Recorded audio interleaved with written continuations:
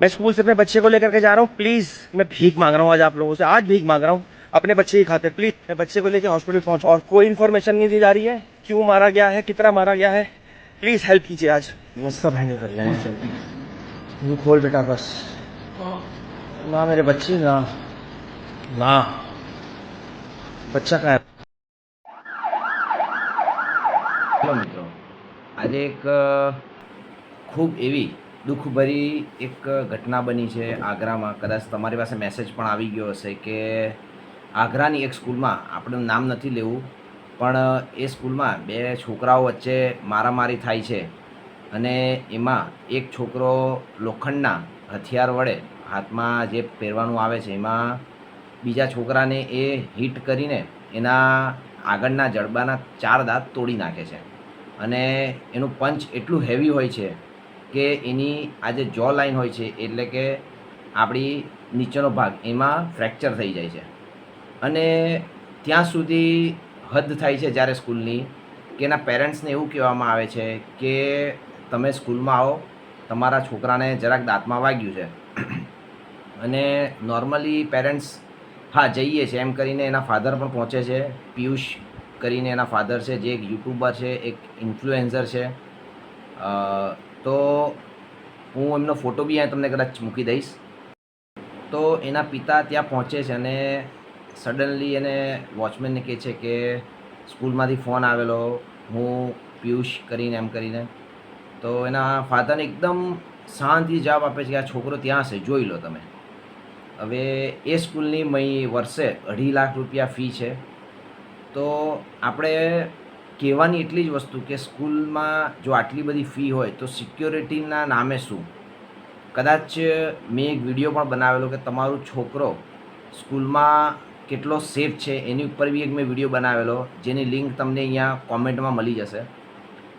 તો એ વખતે પણ મેં આ જ વસ્તુ કીધેલી અને અત્યારે પણ આ જ વસ્તુ કહું છું કે જો તમે 2.5 લાખ રૂપિયા 3 લાખ રૂપિયા ફી લઈને જો છોકરાની જવાબદારી નથી લેતા તો તમને સ્કૂલ ચલાવવાનો કોઈ પણ હક નથી. કારણ કે અત્યારે એ છોકરાનો માનસિક લેવલ કયા સુધી નીચે ઉતરી ગયું હશે ને ક્યાં સુધી ટેન્શનમાં કે ક્યાં સુધી એ પેઇનમાં હશે, એ તમે પણ નહીં જાણી શકો ને હું પણ નહીં જાણી શકું. એ એક બાળક અને એના માતા પિતા બે જ જાણી શકે છે. આ વિડીયો મારે એટલે બનાવવો પડ્યો કે હું પણ એક સ્કૂલ ફિલ્ડમાં જોડાયેલો છું અને મારું કામ કાઉન્સિલિંગનું છે. એટલે આ વસ્તુ કહેતા એક દુઃખ થાય છે કે આટલી મોટી સ્કૂલમાં પણ આવું જો કામ થતું હોય તો આપણે કઈ સ્કૂલ પર ભરોસો મૂકવો? પહેલી વાત તો કે સ્કૂલની સિક્યોરિટી એમાં આનું શું? કાલ ઉઠીને કંઈ બહારના કોઈ તત્વો આવીને, ખરાબ તત્વો આવીને સ્કૂલ પર કંઈ કરે અને છોકરાની જાનનું જોખમ આવે તો આનું શું? બીજી વસ્તુ એ કે ત્યાંના પ્રિન્સિપાલે હજી સુધી કોઈ પણ જવાબ આપ્યો નથી. ત્રીજી વસ્તુ, જ્યાં સુધી અમારી પાસે માહિતી આવી છે ત્યાં સુધી સ્કૂલવાળાએ એમ કીધું છે કે છોકરો જ્યાં સુધી હોસ્પિટલમાં રહે છે ત્યાં સુધી છોકરાનું જે સર્ટિફિકેટ કહેવાય કે બીમાર છે એનું સર્ટિફિકેટ આપવું પડે, એ સર્ટિફિકેટ તમે અમને આપો. કારણ કે છોકરાના જે બોન બ્રેક થઈ છે એમાં એનું ઓપરેશન કરાવવાનું છે. એ સિવાય કે એના 3 મહિના સુધી એ બાળકથી કંઈ ખવાવાનું નથી, ઓનલી લિક્વિડ પર છે. એટલે અમારું અને અમારી ટીમનું એટલું જ કહેવું છે કે આ કઈ રીતની સ્કૂલ ચાલે છે ને આ કઈ રીતની સંસ્થામાં વર્ક થાય છે. તમે અત્યારે પણ મારી ચેનલ નીચે તમે વિડીયો હું તમને એડ કરી દઈશ, એ વિડીયો તમે જોઈ શકશો.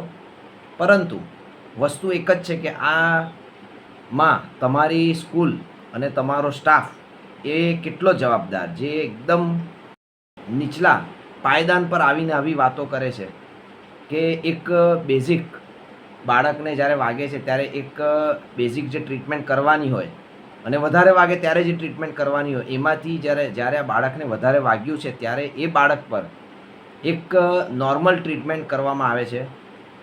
તો જ્યાં એને 108માં લઈ જવાની હોય એમ્બ્યુલન્સમાં, એની જગ્યાએ એક નોર્મલ ટ્રીટમેન્ટ આપીને એના ફાધરને કોલ કરવામાં આવે છે. તો આ કેટલા અંશે યોગ્ય છે?